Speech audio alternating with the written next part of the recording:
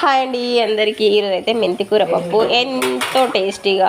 మెంతికూర అంటే చాలామంది తినరు, కొంచెం చేదు ఉంటుందని ఇలా చేసుకోండి, చాలా చాలా టేస్టీగా ఉంటుంది.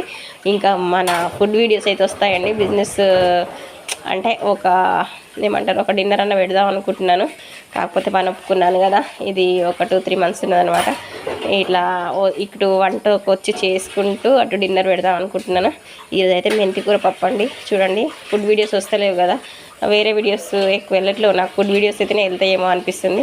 ఇంకా మెంతికూర పప్పుకి అయితే మంచిగా బుప్పుడు పెట్టుకొని నూనె పోసుకొని ఆవాలు, జీలకర్ర, ఎండుమిర్చి, పచ్చిమిర్చి, వెల్లుల్లిపాయ, ఇలా మెంతాకేసి మంచిగా ఫ్రై చేసుకోవాలండి.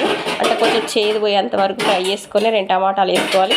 ఆ టమాటా కొంచెం ఉప్పు వేస్తే ముక్క మంచిగా మెత్తగా జ్యూసీగా అయ్యేంత వరకు ఫ్రై చేసుకోవాలి. అంతే, కొంచెం ఉప్పు అయితే సాఫ్ట్ అయిపోతుంది. వేసిన తర్వాత కొంచెం కారం వేసుకొని మంచిగా కారం వాసన పోయేంత వరకు ఫ్రై చేసుకొని